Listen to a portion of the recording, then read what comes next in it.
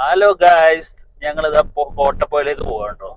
ഞങ്ങളുടെ നാട്ടിലെ കോട്ടപ്പുഴ എന്ന് പറഞ്ഞ സ്ഥലമുണ്ട്, അങ്ങോട്ട് പോയിക്കൊണ്ടിരിക്കുകയാണ്. ടീമൊക്കെ ഉണ്ട്. ഇതാണ് ബൈജുണ്ട്, ബാക്കിൽ ഇതാ ഉണ്ണിയുണ്ട്. കോട്ടപ്പുഴ മനസ്സിലായില്ലേ? മില്യൺ കണക്കിന് ആളുകളൊക്കെ ഇൻസ്റ്റയില് റീച്ച് ഉണ്ടാക്കി പൈസ ഉണ്ടാക്കി നമ്മളെ സ്വന്തം കോട്ടപ്പുഴ. ഞങ്ങളെ നാട്ടിലാണ്, ഞങ്ങളെ നാട്ടിലെ സ്വന്തം കോട്ടപ്പുഴ. ഞങ്ങള് ഇന്നൊന്ന് പോവുകയാണ് അവിടെ.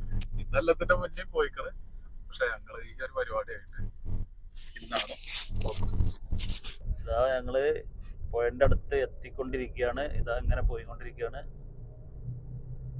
അങ്ങോട്ടുള്ള റോഡാണിത്. ചെറിയ ചാറ്റൽ മഴയൊക്കെ ഉണ്ട് കേട്ടോ.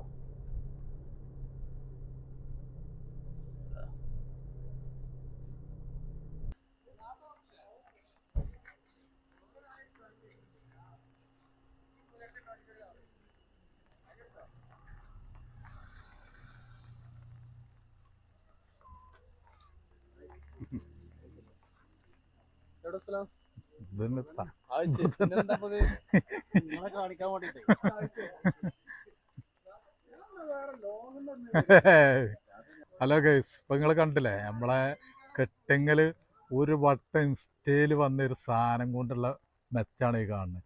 ഇതൊന്നും നല്ല സ്ഥിതി കേട്ടോ. ഞായറാഴ്ചയൊക്കെ ഞങ്ങളെ നാട്ടിൽ ഇവിടെ ഇങ്ങോട്ട് നിറയലാണ്. അതാണ് നമ്മളെ കോട്ടപ്പുഴ. നോക്ക്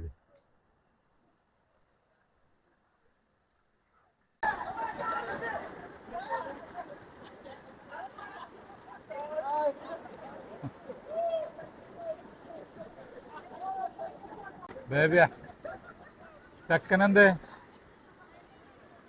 ഓൻ ബൈജുവിന്റെ ഒപ്പം ഉണ്ടോ?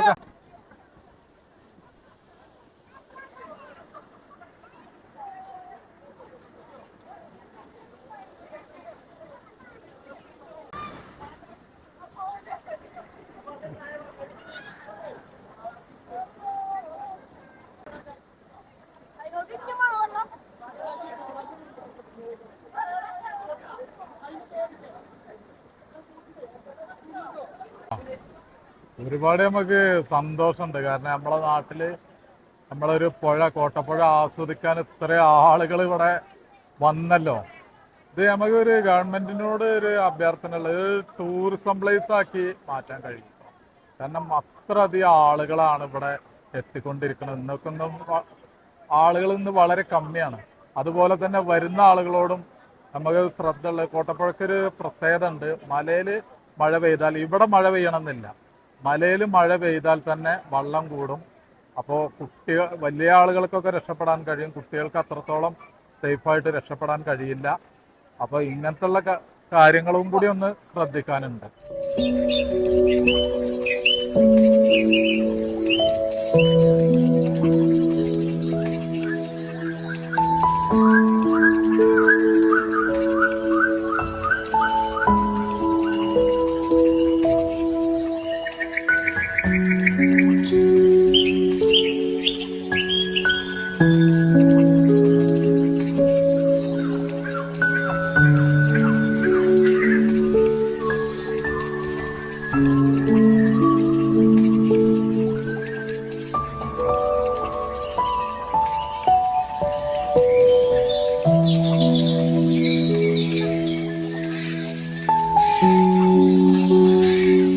കോട്ടപ്പുഴയിലെ കെട്ടിങ്ങലെ ഒരു സൗന്ദര്യം നോക്കി നിങ്ങൾ. ചുറ്റുപാടുകളും പിന്നെ ഒരു വനനിബിഡമായിട്ട് ഇങ്ങനെ ഇതാക്കിയിട്ട് അതിൻ്റെ ഇടക്ക് ഒരു പുഴ.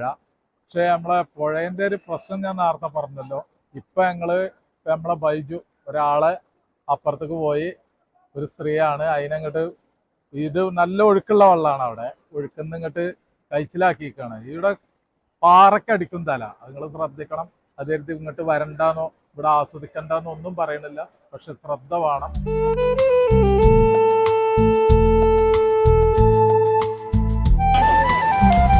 ഇതാണ് ഇവിടുത്തെ മെയിൻ ഹൈലൈറ്റ്.